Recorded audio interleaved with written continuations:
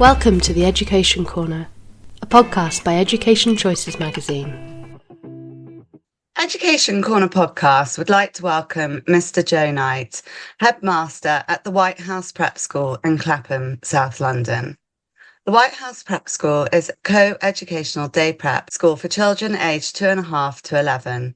Founded in 1985 by Mary Macari, Mary and her family are still at the helm, maintaining a friendly, family-run atmosphere. The school has a broad and balanced approach, which encourages children to discover, learn, and grow in a safe and supportive environment, ensuring that their pupils achieve high academic results whilst enjoying their childhood. Mr. Joe Knight joined the school as headmaster in August 2024. And has previously worked at a number of leading independent schools in the UK and internationally. Welcome to our podcast. Firstly, can you tell us a little bit about your background and how you came to be headmaster at the White House Prep School? Thank you. Yes, it's delightful to be joining you. So my journey in education started transatlantic, growing up, going through school in the States as my parents were sort of expat lifestyle. And that led me, after finishing university in a PGCE in secondary maths, to sort of follow that wanderlust and travel overseas a bit myself. My first post was in Kuwait, and then came back and did a long stint at Millfield in Somerset, where I became a boarding house master and head of careers at the American universities. Then I moved abroad, back over to Brighton College in Abu Dhabi, and was their first head of sixth form for that school. But it was when, with Brighton and all the dynamic time there, that the school of the year, came back to the UK and was really enjoying being with the mothership, so to speak. But something was missing, and maybe it was that dreary February winter day, but it was when I came back to Abu Dhabi and heard the left wing of our school, that vibrancy, that life, that buoyancy, that I realized how important and the energy that prep school brings to an education establishment. My next school then was a throughout before I decided to make the move full-time to the prep school age. And after 7 years at Northcote Lodge, I had the opportunity to come and join the White House. And here I am at a wonderful, thriving prep school in southwest London. Joining the school, what really resonated with me was that family ownership that directly influences the ethos and care for everybody working here. You know, we're all supported and nurtured as a staff body, and that rings through every child as one member of a big family with our parents and enjoying a real community. At interview, I knew that my visions and teaching ethos really aligned with the principles, and the ambition to see the school grow and develop really set my imagination as to where this school could go with that drive and leadership. It was very reassuring, particularly in as we know, a very unsettled schools market at the moment. Can you tell us about the ethos and values at the White House School, and how does being a family-founded and run school impact this, do you think? It's like family. Everybody gets involved and everybody has an influence in some sort of way. But that family-centric approach really develops and embodies the caring, the nurture, and every child being celebrated throughout their whole time here. Children are allowed to learn through experiential learning, through research, and in my experience, it's the best way to learn and enjoy that process. If you want your children to grow up and have the opportunities to have peer modeling, to have strong adult presence, a family-run school, it does it in a very unique, special sort of way. Thinking back to my favorite days of childhood, it is that learning through play and learning through caring, nurturing, and chances to explore. That's the sort of ethos that's promoted here at all ages to get the best out of every child. And can you expand for us? It says on the school website, at every stage, be that stage, and it's by Frederick Froebel. How do you interpret this and apply it to school life? Well, Frederick Froebel, I think his philosophies go along the lines that children go through stages of development and learning their whole academic journey. And this statement sort of goes through, says that every child at their various stage should be allowed to progress at that stage. Don't necessarily rush them through. Don't progress them on just to tick a box. It doesn't mean you're unambitious. It doesn't mean you drive things forward, but it allows every child to build self-esteem and confidence. Let the children learn what they need to learn and move forward through that progressive stage. We do that by promoting and motivating the children to continue and nurture them along that journey and enjoy it. Enjoyment is a very important part of it. Today, we far too often see children rush to grow up too quickly, particularly as they start getting older. They want to move on. But at the White House, we want them to be children through that journey. We want them to enjoy their childhood and explore, flourish, and loving their journey. In order to do this in a productive manner and get the end results, it's got to be exciting. It's got to be stimulating, thought-provoking, and I've said many times before, nurturing. And our staff are creative and innovative in realizing these learning experiences. In your welcome on the website, you say it is an exciting time to be at or joining the White House. Can you tell us some of the exciting things that are taking place?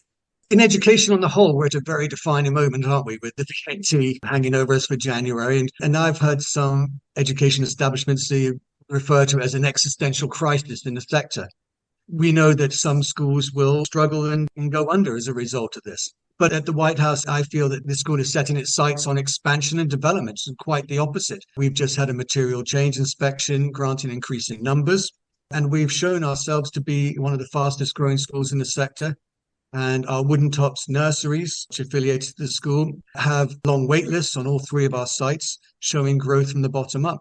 The principals have been very clear about their fees and the plans for the next 18 months. We're the only prep school in Southwest London to do this, so parents can plan and budget. On top of this, we're consistently helping to place children in their first choice secondary schools, most of which are the same of our rivals, but we're at substantially lower termly fees. So everything that we're doing along the way is promoting the excellence in education and keeping it attainable for those families. And that in itself, on top of the innovations in AI and other parts of education at the moment, is a very exciting time and challenging for us to grow numbers and seeing our community grow. And with the principal's support here and their focused growth development plan, I feel it's going to vary for all involved. And that includes the children and families joining our school. It's always very vibrant whenever I visit, and there's also wonderful outside space. Your prep curriculum includes things such as enterprise and choice lessons. What does this extended curriculum cover, and what are the benefits of it for your pupils? We want our pupils to be prepared and curious for the wider world. There's that old cliche that we're preparing children for jobs that don't exist yet. And so it's creating those skill sets that is going to be important. We want children to be relevant in their surroundings as well as skilled to tackle issues that will come up in their future. And by delivering our enterprises, choices, and nurture programs, children are very ready to tackle problems as they encounter them. They have resilience to work through adversity, to challenge and succeed, but also still there with empathy and humility. These sort of programs start in our reception age groups with our life skills. That's highlighted with 4 areas. We've got the mini architects, which encourages collaborative creativity and play. The budding scientists, which gives a lot of hands-on experience of experiential learning. Our little chefs, it's that next step up in kitchen sort of play, but actually they will learn real life knife skills. I haven't lost any fingers yet, we're pleased to report. And health and safety won't let us do that either. And then the final one being community, where the children, reception years go out and they learn about key aspects of the community and meet the lollipop man or lady, go to the vets and see what that's like, go to a supermarket. This all helps for their transitions into the main school because it's developing those life skills and independence too, and some real life experience. In our middle years, we focus on safety. In their life skills, they learn things such as memorizing parents' phone numbers. Unlike us, you can't look it up in our phone. They have to be able to know what to do in case of emergencies. They will learn independence and how to be safe as they navigate various aspects of life. And we teach them some rudimentary first aid skills. And then we sort of crown it all off with our post 11 plus with 6 weeks of life skills. Then where they learn languages, they have some exposure to Spanish. They learn Latin, but not just first declension and so on. They actually learn Latin that's used today through the medium of law courts. They actually also learn British Sign Language, a skill set which who knows when that's going to become invaluable, but also opening up more inclusivity in their lives. They look at alternative sports instead of our mainstream football, rugby, hockey, and netball. They take on kayaking on the Thames. They go and play a bit of squash. In science, we have a plastic surgeon come in and teach a heart dissection, just to give you a little flavor of how the careers aspect ties in with different skills and exposure. So when they go on to their secondary schools, they're prepared to try new things, so that vast, diverse experience that they have at these wonderful secondary schools they get places at don't seem as intimidating for them to try those new things. It's honestly, I want to come to school there. I think it's wonderful if real surgeons are coming in, and how amazing at those ages.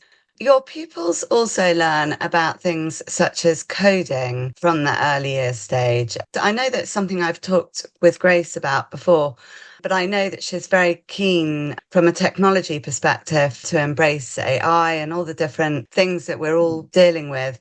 How does the school utilise and teach pupils about technology such as this?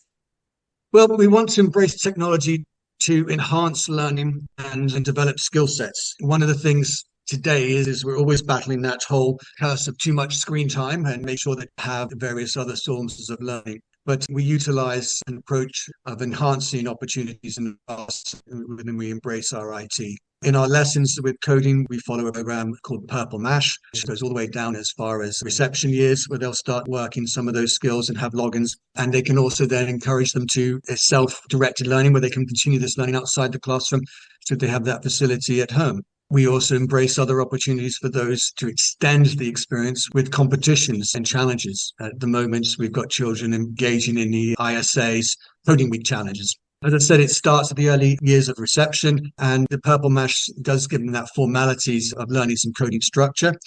By the time that some of these children have got through from reception up to year 11, the process of coding and artificial intelligence will change and recreate this whole journey for them. So, rather than locking in and trying to be prescriptive in everything we do, it is embracing and adapting our IT policies so that we are always looking to find better ways and better strategies to help prepare children and future-proof them.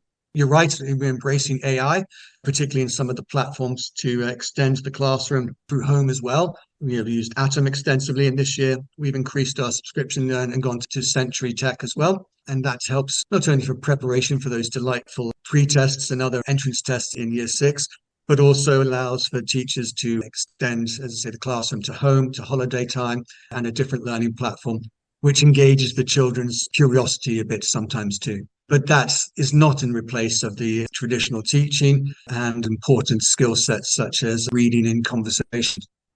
Going forwards, on the school's website, it says we major in public speaking and performances, making it possible for as many children as possible to have this opportunity. How do you support children to develop these skills, and what opportunities do you offer, and how do you feel that they impact the pupils? We want children to learn soft skills and skills for life that will set them up for any opportunities or experiences they need to have as they go through secondary school and on future life. And so we start off with making sure that all children are comfortable in all company. They have the confidence to speak to any audience, whether it be large sizes or one-to-one. It starts in the mornings each day with a handshake with the senior staff on the front steps as they come into school, with making sure that maybe not a crushing grip, but a good look into the eye and a solid greeting. And that extends to making sure they know that their voice is going to be heard through school with pupil voice, and opportunities, as you highlighted, to speak publicly, whether it be in assemblies, whether it's on stage and productions, or with graded exams. Through their time, every child from year 1 to year 6 will speak each year in an assembly or play, or at some point during that year in front of an audience that could reach up to 400 people plus. Doing this regularly helps the children to overcome any boundaries or nerves that they have with public speaking. And the size of our school allows for these opportunities to come up regularly enough, and for them to embrace, whether it be in our community or wider with parents and in other productions. Cap that off, I did a quick tally in our school publication at the end of the year. We had over 100 certificates in Lambda exams at the end of last school year, and every single one of those earned at least a distinction or merit. I think the only one that didn't have that, fortunately, was unable to attend the exam. So, that shows the caliber of the ambition is to learn these skill sets, and the drive and the value we place on these as important for the children. And it culminates with that some of our senior pupils, when they ask to step in front of a big audience, we've seen many of our pupils address parents or visitors at open mornings, with clarity and poise, sometimes putting their headmaster to shame with no script or no cue cards. They speak proudly, sharing their experiences at the White House with well thought out, prepared, rehearsed viewpoints and commentary. So it is wonderful to see, and no doubt impresses many in their audience. Obviously, we were talking about this before we started recording, and in London, and this is a London Schools edition of the magazine, but right now many families are preparing for the 11 plus process, which is very competitive throughout the UK, but particularly so within London. How do you feel the school is preparing the children for this process? And I certainly know that the results are outstanding each year, so you're definitely getting something right. Well, I'm very proud of the places that I've seen the school achieve results and future school places for children in the past. And they compete with any of the other, there may be larger prep schools in the area. So the team are doing something very right here. And the breadth of the schools they're going to, some are going to state and grammar schools, others are going to London day schools, others are going to wider boarding schools, or even some are going abroad with their family because of the transient nature of family life these days. But for us, the process formally starts in the second half of year 5, when as head I will meet with parents, and also we have our head of 11 plus. Shan Simpson is head of 11 plus, and she has got over 20 years experience working here at this school and making sure that the children are well drilled for all of these different schools. This weekend, they're taking the Wandsworth test, which will help prepare them and get their ranking for the state sector in Wandsworth. And also it helps us as a metric to see the progress and their preparation for this first part of the year 6. But it's important that we work with our parents and the children to help guide them through this journey. It is daunting, particularly if it's the first time they go through it. There's so many variety of different entrance processes and tests. The children are still extremely young. And so that it's very important that we handle this in a manner that is supportive and honest. I don't want to see children going forward having been set up to have too many knockbacks. I want aspirational choices, and I want children to make sure that they're going to get the best opportunity.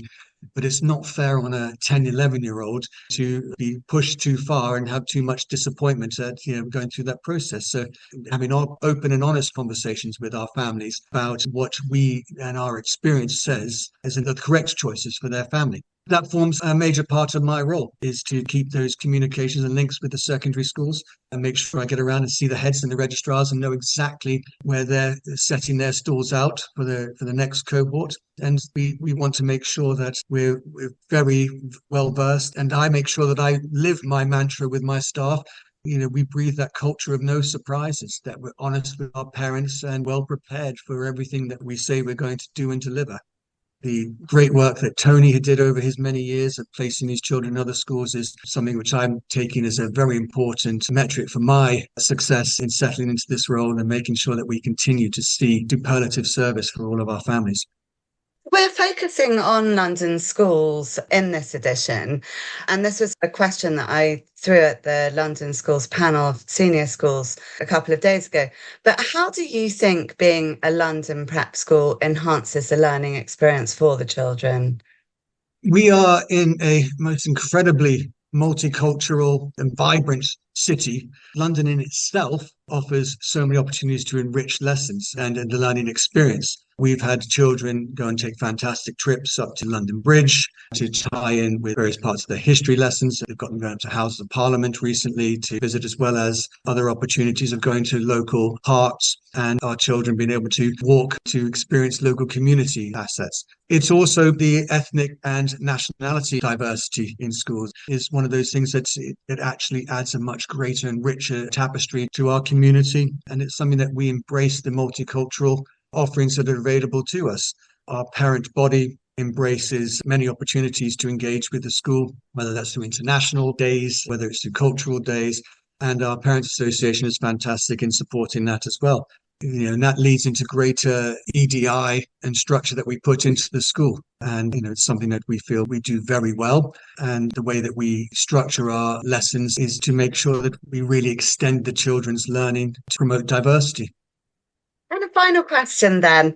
What are your plans now you're in situ at the White House School? Obviously, your first proper term there for the future for the school. Like all heads, it's going to take a bit of time to settle in and see what's happening. But I'm now starting to get the rhythm of the school and learning the children, and they are the true heartbeat of the school. But my plan is to work with the proprietors and the principals to realize the expansion and growth ambitions that we've set out. And this will see more children benefit from the outstanding education provision with family values that we believe in so prominently in our ethos and values. We're marking the 40th year of the school this year. So it is a time for celebration, but it's actually a time to look at, where we're going forward. And in that time, from being a family home with a school underneath to having expansion into new buildings, and the school having the license now to grow in numbers with new nurseries opening up, part of our group as well. The school is in a position of strength in the market, and it's all underpinned by that history. As I say, I'm not going to apologize for repeating it, but that family ethos. But at the same time, we can't be complacent. I'm proud to see what the school has done and is still continuing to do amazing things for the children. But I think at times we've done it a bit too quietly. So I'm delighted to be here to be blowing the trumpet loudly for the school, with the principals and particularly the vice principals looking at our marketing. We're going to be getting that message a bit bolder without losing our humility and character, and finding that time to promote, as well as always maintaining that support that I want for our community. And being a good, loyal family member as well, I think is always going to be at the forefront of my manner and care for all the part of this community. And sharing your room. Indeed. The nature of little London schools. Thank you so much, Joe, for speaking to us. Thank you very much for having me. It's been delightful to share a little bit about what we do here, and then hopefully that will entice some parents to come and learn a bit more about it. You're always welcome here as well. Thank you.